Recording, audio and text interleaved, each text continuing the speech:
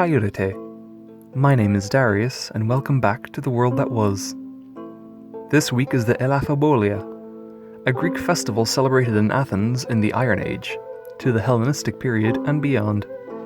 So, I'm going to be making some Elaphoi cakes dedicated to Artemis Elaphebolion, who is also known as Artemis the Deer Slayer.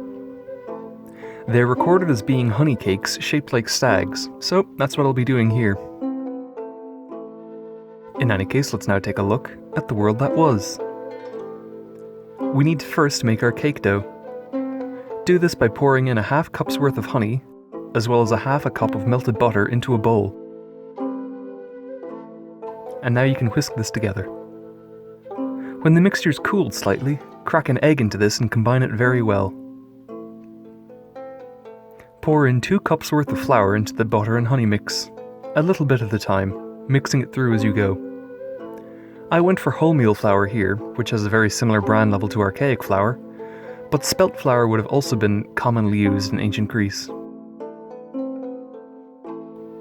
It should be done whenever the dough holds its shape very well whenever you press it into your palm. If it's still crumbling apart at this stage, add a little bit more honey until it comes together. But if it's too wet, just add a bit more flour.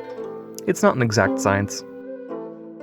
Place your dough onto a work surface and form it into small, deer-shaped cakes, like they were made in antiquity. But obviously, small cookie-shaped rounds would work just as well.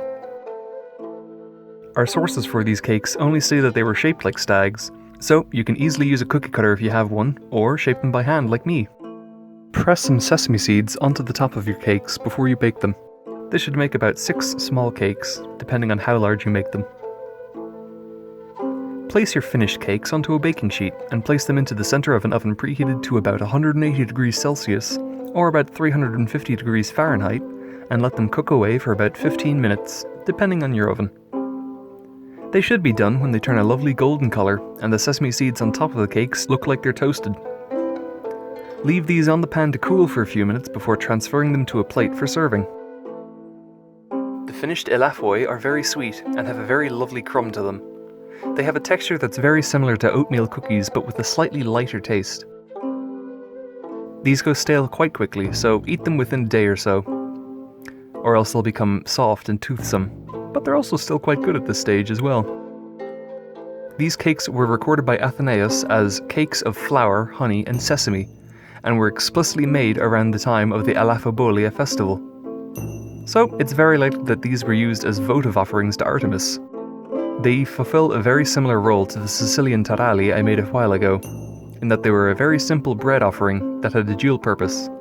They could be eaten normally, as well as be used in a religious setting. In any case, whichever way you use them, they're a simple and tasty treat that you can make within a half hour.